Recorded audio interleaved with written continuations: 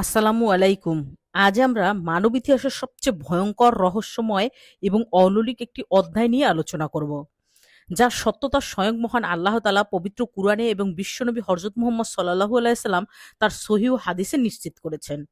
আজ আমরা জানব ইয়াজুজ মারজুজ সম্পর্কে।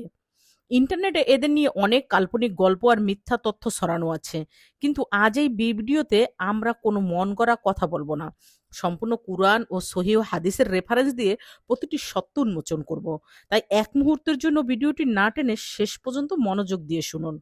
অনেকেই মনে করেন ইয়াজুস মারজুস হয়তো ভিন গ্রহের প্রাণী বা কোনো দানব, কিন্তু এটি সম্পূর্ণ ভুল ধারণা। ইসলাম অনুযায়ী তারা আমাদের মতোই মানুষ এবং তারা হযরত আদম আলাইহিস সালামের বংশধর। নির্দিষ্ট করে বললে, মহাপ্লাবনের পর হযরত নূহ আলাইহিস সালাম এর যে ৩ জন পুত্র বেঁচে ছিলেন, তাদের অন্যতম পুত্র ইয়াফেস এর বংশধর হলো এই ইয়াজুজ মারজুস নামের দুটি বিশাল উপজাতি। তারা সংখ্যায় এত বিপুল যে দুনিয়ার সাধারণ মানুষের চেয়ে তাদের সংখ্যা বহুগুণ বেশি।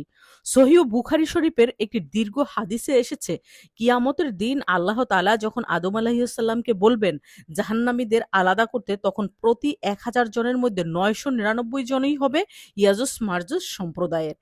এ থেকে বোঝাই যায় তাদের জনসংখ্যা কতটা বিশাল। আশা করি বুঝতে পেরেছেন যে তারা কতটা বিশাল জনগোষ্ঠীর লোক হবেন। যে জাহান্নামীদের আলাদা করতে বললে তখন প্রতি ১০০০ জনের মধ্যে ৯৯ জনই হবে, ৯৯৯ জনই হবে ইয়াজুজ মারজুজের সম্প্রদায়। সহিহ হাদিসের বিভিন্ন বর্ণনা অনুযায়ী তাদের শারীরিক গঠন হবে কিছুটা ভিন্ন। তাদের মুখমণ্ডল হবে চ্যাপ্টা ও ঢালের মতো চওড়া, চোখগুলো হবে ছোট ছোট এবং মাথার চুলগুলো হবে কালচে লালচে মিশ্রিত। মানুষের আকৃতি হলো তাদের মন ও স্বভাব হবে হিংস্র পশুর মতো। তাদের হৃদয়ে কোনো দয়া মায়া থাকবে না। তারা যেখানেই যাবে শুধু রক্তপাত, লুটোত্রাস আর ধ্বংসযজ্ঞ চালাবে। ভাবুন তারা কতটা ভয়ঙ্কর ধরনের মানব হবে। তারা এখন কোথায় আছে জানেন? তারা বর্তমানে এই পৃথিবীতে একটি বিশাল প্রাচীর পেছনে বন্দী অবস্থায় অলৌকিক উপায়ে বেঁচে আছেন। পবিত্র কুরআনের সূরা আল কাহফের ৯২ নম্বর থেকে ৯৭ নম্বর আয়াতে এই প্রাচীরের ইতিহাস বর্ণনা করা হয়েছে। প্রাচীনকালের পৃথিবীতে জুলকারনাইন নামক একজন মহান, ন্যায়পরায়ণ ও পরাক্রমশালী বাদশা ছিলেন। দেখুন, কুরআনে কিন্তু একজন বাদশার নাম বলা হয়েছে যে ছিল খুবই ন্যায়পরায়ণ বাদশা, তার নাম জুলকারনাইন।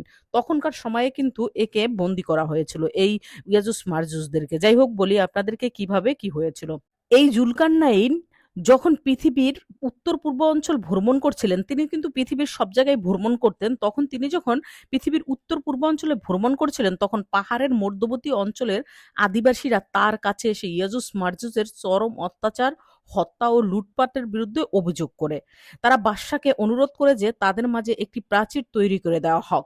বাদশাহ জুলকারনাইন তখন দুটি বিশাল পাহাড়ের মধ্যবর্তী শূন্য স্থানে লোহার বড় বড় পাত সাজিয়ে এবং তার উপর গলিত তামা ঢেলে একটি অত্যন্ত মজবুত ও বিশাল লৌহ প্রাচীর নির্মাণ করেন। এই প্রাচীরটি এতটাই শক্তিশালী যে তা ভেদ করার বা টপকানোর কোনো ক্ষমতা ইয়াজুজ মারজুসের নেই।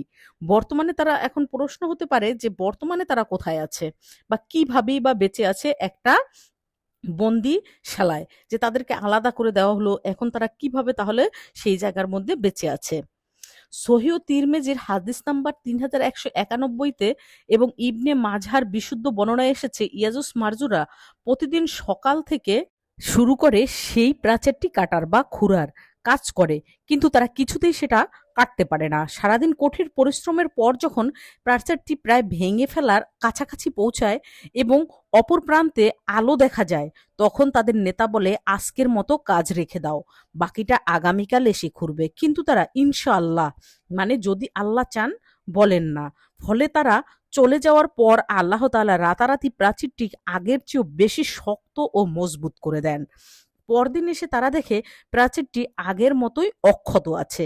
আল্লাহর নির্ধারিত সময় আসার আগ পর্যন্ত প্রতিদিন এভাবেই অলৌকিকভাবে তারা বন্দি অবস্থায় দিন কাটাচ্ছে, আর প্রতিদিনই তারা চেষ্টা করছে এই প্রাচীরটি ভেঙে ফেলার বা কেটে ফেলার। ইসলামী আকিদা অনুযায়ী ইয়াজুজ মারজুজের আত্মপ্রকাশ হলো কিয়ামতের ১০টি বড় আলামতের একটি। তারা হুট করে চলে আসবে না, বরং তাদের আসার একটি সুনির্দিষ্ট সময় ও ক্রমানুসার রয়েছে। প্রথমত দাজ্জালের আগমন হবে। প্রথমে পৃথিবীতে ভয়ঙ্কর ফিতনা নিয়ে দাজ্জাল আগমন ঘটাবে। দ্বিতীয়ত হযরত ঈসা আলাইহিস সালামের অবতরণ হবে।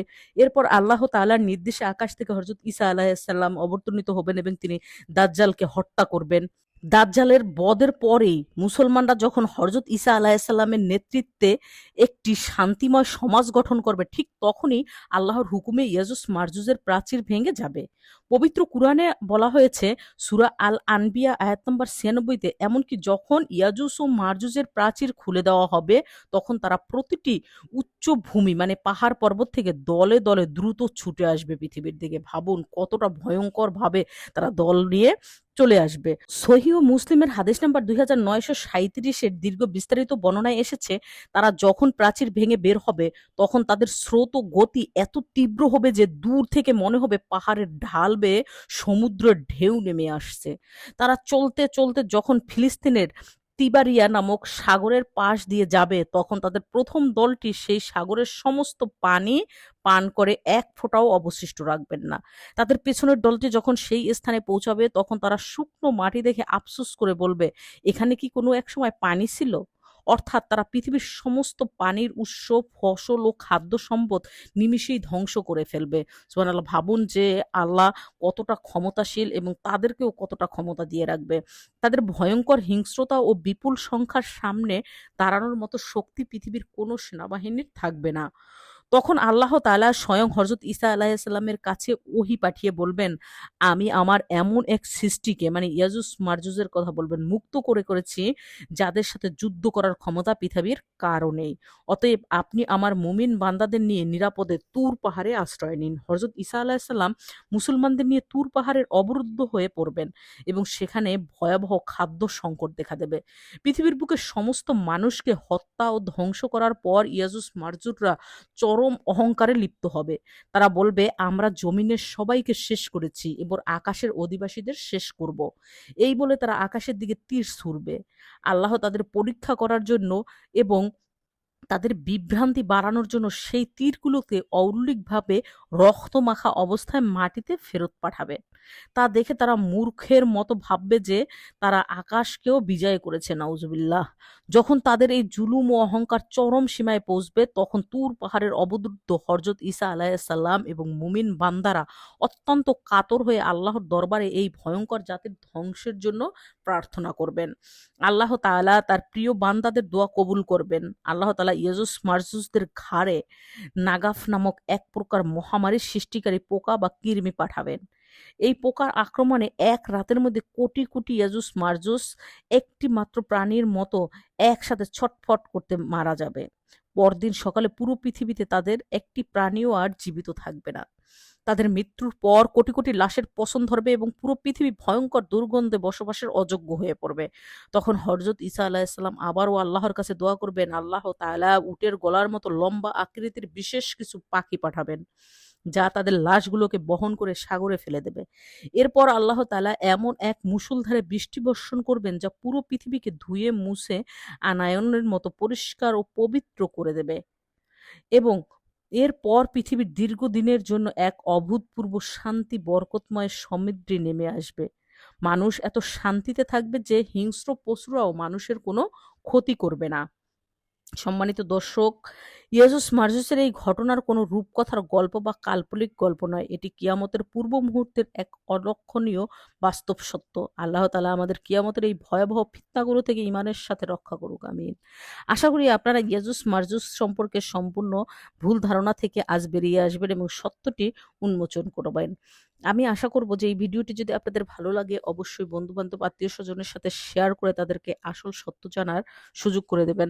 আবার দেখা হবে আপনাদের সাথে নতুন কোনো ইসলামিক ভিডিও নিয়ে। সেই পর্যন্ত সবাই ভালো থাকবেন, সুস্থ থাকবেন এই কামনায় আজকের জন্য বিদায়। আসসালামু আলাইকুম ওয়া রাহমাতুল্লাহি ওয়া বারাকাতুহু।